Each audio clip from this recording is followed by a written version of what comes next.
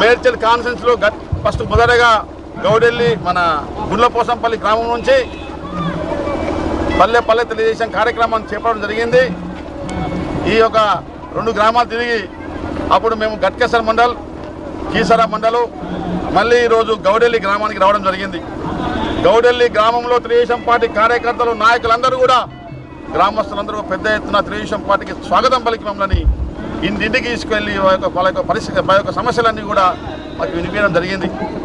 ఖచ్చితంగా మేము గ్రామస్తుల యొక్క సమస్యలన్నీ కూడా మా యొక్క మండల నాయకులతో, గ్రామ నాయకులతో సమావేశం ఏర్పాటు చేసుకొని వాళ్ళ యొక్క సమస్యలు పరిష్కరించడానికి మేము ముందు పోతామని చెప్పేసి తెలియజేసుకుంటూ, అదేవిధంగా రేపు రాబోయే ఎలక్షన్లో చంద్రబాబు నాయుడు గారు 2014లో ముఖ్యమంత్రి అవుతారని చెప్పి కూడా సభాముఖంగా తెలియజేస్తున్నాను.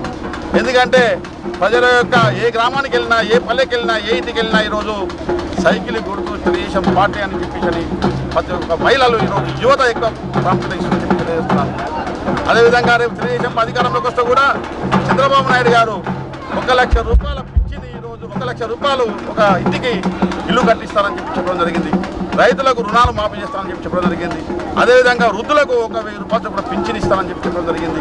అదేవిధంగా వికలాంగులకు 1000 రూపాయలు, మహిళలకు ఈరోజు పెళ్లి చేయని పరిస్థితులు ఉన్నారు కాబట్టి వాళ్ళకు 25,000 రూపాయలు చొప్పున వాళ్ళకు ఒక కుటుంబం, మహిళకు ఒక ఆడబిడ్డకి ఇస్తారని చెప్పి చెప్పడం జరిగింది.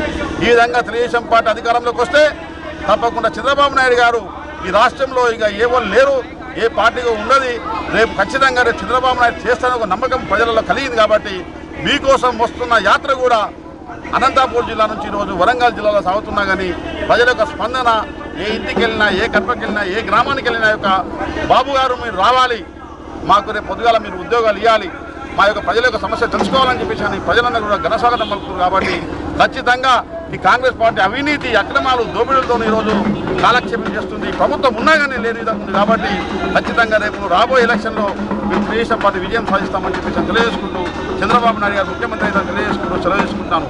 జై తెలుగుదేశం, జై తెలంగాణ.